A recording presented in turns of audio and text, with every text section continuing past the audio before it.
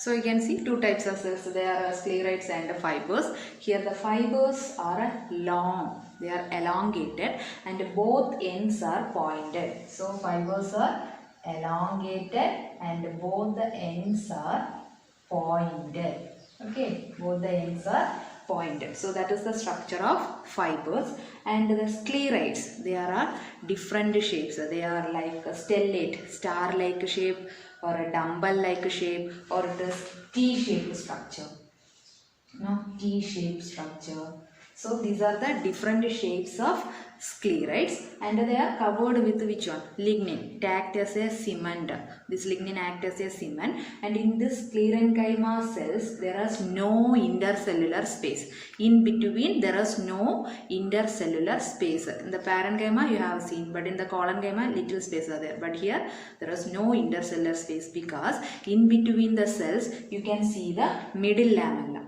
Okay, you can see the middle lamella in between the cells. So there is no intercellular space in sclerenchyma tissue. Okay, then this fibers as well as the sclerites, it gives strength to the plants. Okay, and the sclerites, it is otherwise called as grit cell or stone cell. So what is the other name of this sclerite? It is called a grit or stone cell. So it is very hard. Which one? The sclerites are very hard, so they are called as grit cell or stone cell. So what is the other name of this sclerite? They are called as grit cell or stone cell. Okay, so that's about sclerites and fibers. And here the cells are together. No, there is no intercellular space because of the presence of middle lamella. So what is middle lamella?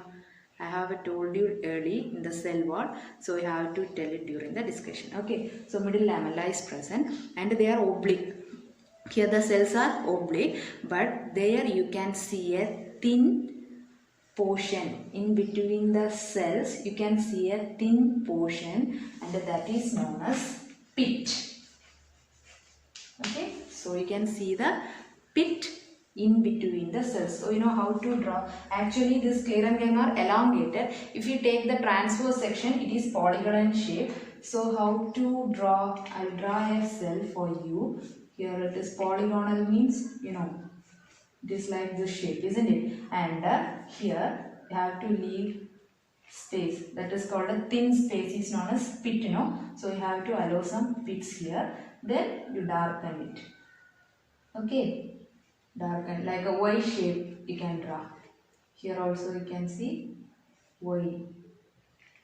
Okay, you have to draw like this.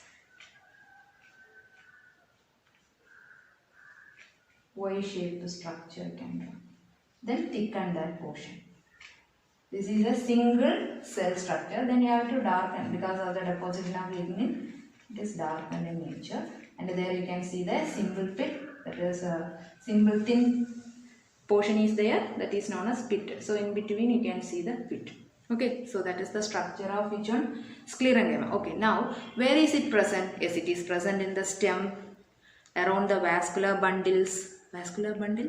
Xylem and phloem. So around the vascular bundle you can see this sclerenchyma, and also we can see this in the root, and also we can see this in the veins of the leaves, and also we can see this in the hard portion of the seed and nuts. One example is there, you know, coconut, the husk, you know, husk.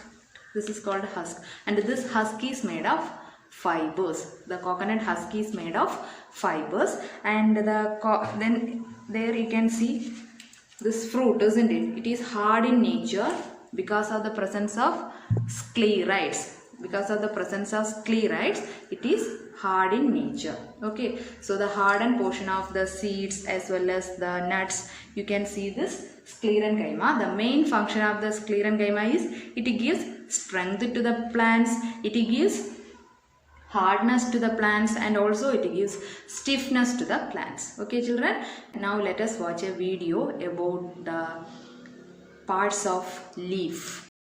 To prepare a temporary mount of a leaf, peel to show its stomata. Materials required: fresh leaf of a lily plant, slide, watch glass, forceps, glycerine, brush, pair of sharp scissors, saffron in solution, blotting paper, cover slip, compound microscope. Procedure. Hold a freshly plucked lily leaf. Break the leaf from front to back by putting suitable pressure so that the peel of lower surface comes out. Ensure that you are taking the epidermis from the lower side as the dorsal surface is rich in stomata. Cut small pieces of the peel into watch glass filled with water.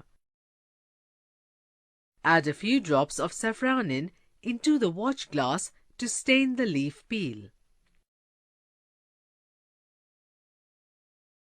After 2 minutes,